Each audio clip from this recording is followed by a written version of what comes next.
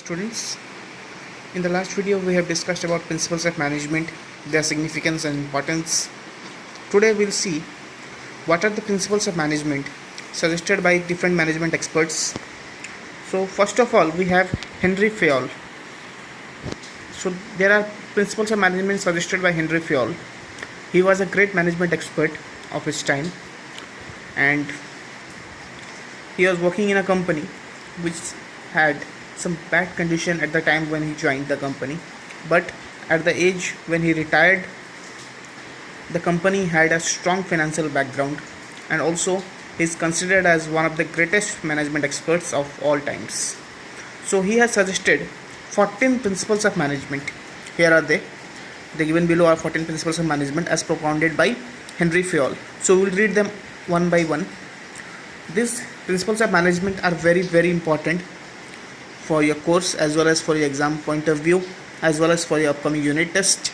So I want all of you to learn these principles by heart, understand it in the correct manner, and if you have any queries regarding this, you can text me on WhatsApp personally. So let us begin by reading our principles of management suggested by Henry Fayol. Number 1 is division of work and specialization. According to this principle, the entire work should be divided into different tasks, and instead of assigning the entire work to one person, one task should be assigned to one person according to his competence, qualification and experience. So what does it mean? We need to divide the work according to the qualification, experience, skill and competence of a person. For example, if we have 4 workers A, B, C and D, and we have 4 different tasks, so we should not engage all the 4 persons together to do all the tasks together. Instead of that, we can engage them in doing the tasks in a separate manner according to their own skill, own competence, own qualification and own experience. So this is division of work and specialization. If workers are given work according to their choice, their ability, their capacity and their skill and experience, the work would be done much faster, with lesser amount of resources being used there. Also, most efficiency and effectiveness will be maintained.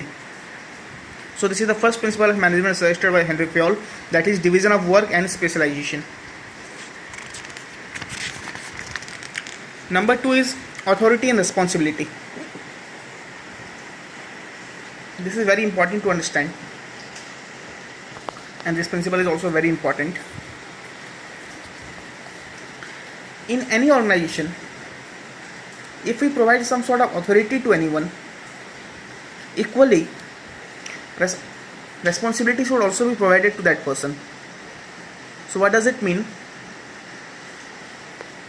If anyone has the right to take decisions for the organization, he is also having the responsibilities of managing the affairs of the management or the organization. All the activities of the organization must be managed by that person. Also, if I see in the contrary basis, if I have assigned a worker to produce 100 units of goods by the end of the day, but I didn't allow him the authority, I have not provided him the authority to take the raw materials from the store. I have provided him the responsibility of producing 100 units by the evening, but I didn't provide him the authority to take the raw materials from the store. So for obtaining the raw materials from the store, he needs the permission of the store manager, storekeeper, and suppose the storekeeper is not available for a timing for 2 hours, so he will waste his 2 hours. Instead of that, if when I have provided him the responsibility of producing something, I must have also provided him the authority to take the raw materials and the needed things that will be, and the things or materials whatever will be needed in his process. So this is called combining authority and responsibility. In the words of Henry Fayol, authority is the right to give orders and obtain obedience, and responsibility is the corollary of authority. A manager should have the right to punish a subordinate for willfully not obeying a legitimate order, but only after sufficient opportunity has been given to a subordinate for presenting his or her case. So what does it mean?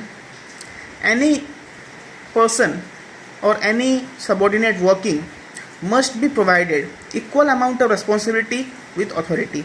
Authority and responsibility must go with each other hand in hand. We cannot provide only responsibility to someone without authority. In that case, work cannot be done. Also, if the authority is only with the top level management and not with the lower level management, then also the lower level management will be functionless. They cannot function correctly, or they cannot use their resources or their abilities in the optimum manner. So authority and responsibility are two things which must go hand in hand, and they must be matched with each other to obtain the desired results. So this is principle number 2, authority and responsibility. Principle number 3 is discipline. Discipline should be maintained in all the levels of the organization, in all levels of management. In management, discipline means obedience, respect of authority, and complying with the rules and regulations of the organization. Discipline is essential for smooth running of the organization. It is required not only on the part of employees but also on the part of managers. A manager can present a good example to his subordinates by disciplining himself. According to Fayol, discipline requires good superiors at all levels, clear and fair agreements, and judicious application of penalties. So proper discipline must be maintained at each level of management. Not only the workers. We cannot only expect the workers to be disciplined while the managers and the top level superior employees of the organization don't follow the rules and regulations of the organization. In that case, we cannot expect growth and development of the organization, or we cannot expect the desired results to be obtained.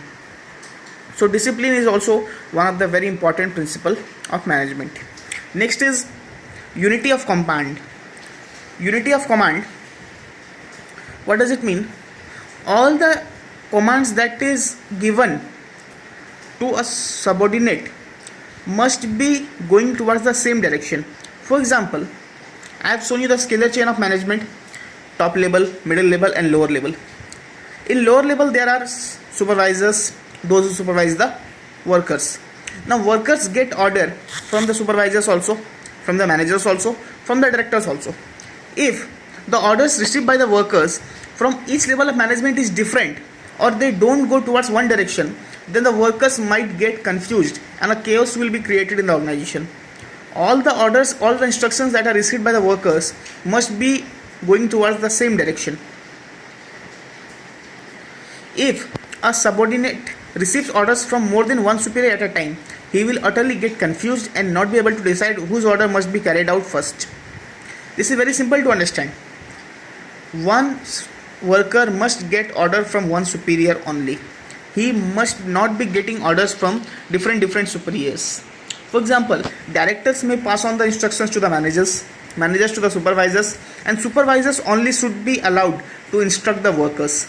Directors should not have direct communication with the workers.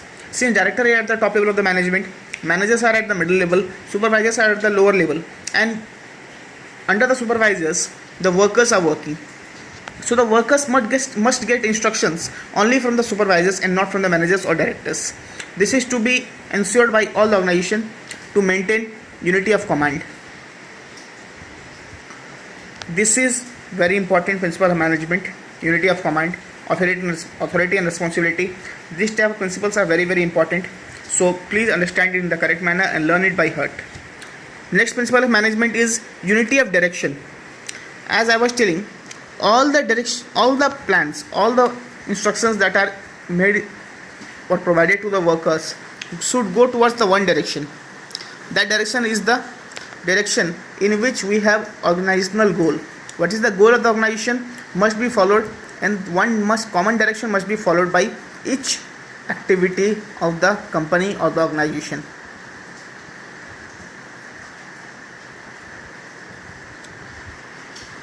All the units of an organization should be moving towards the same objectives through coordinated and focused efforts. Unity of direction states that there should be one head and one plan for group activities having the same objective.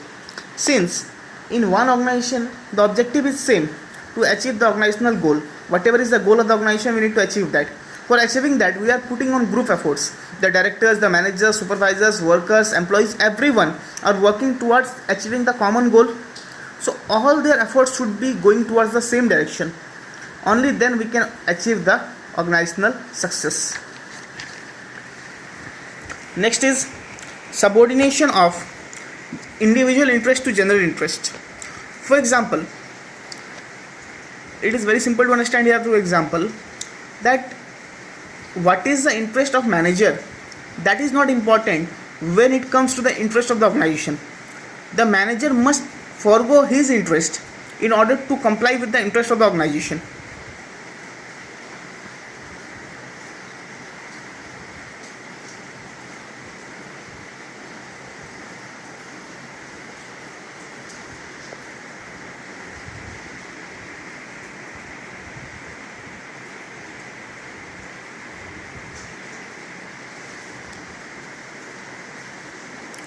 See one example here.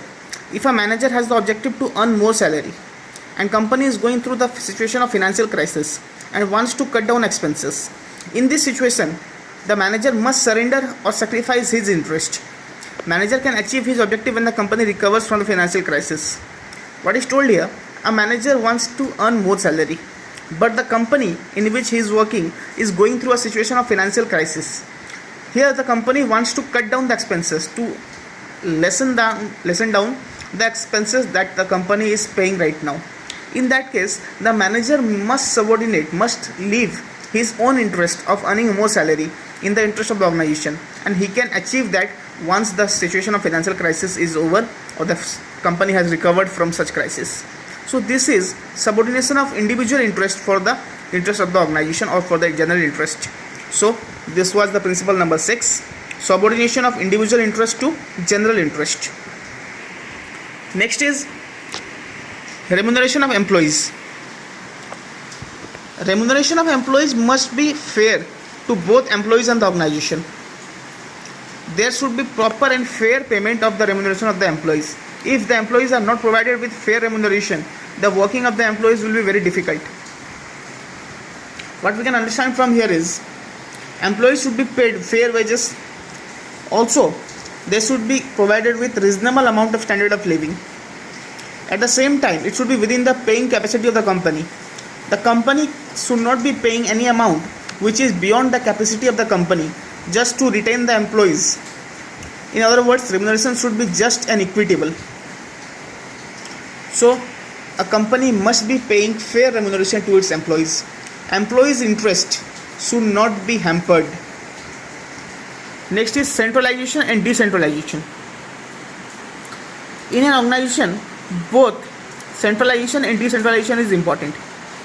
Centralization means concentration of authority at the top level management.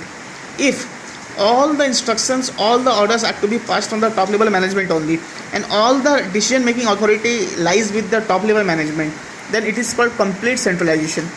And if each level of management has been provided with proper amount of authority to take decisions in the interest of the organization, that is called decentralization.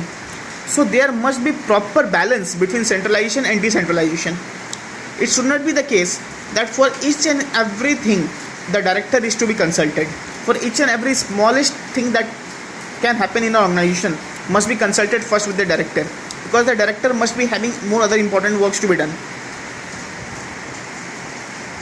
But all the authority should not be passed on to the lower levels so that the director becomes jobless or the directors become useless in the organization.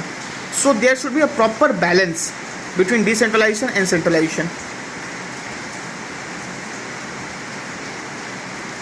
So this is also important point, an important principle to be learned: centralization and decentralization. Next is scalar chain.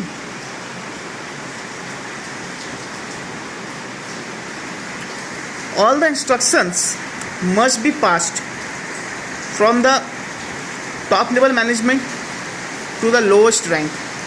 It should go as a chain from the highest level to the lowest level. You can see here in the picture, M suppose is the top level management person, or suppose M is the managing director in the company. There are people working in the organization according to their ranks.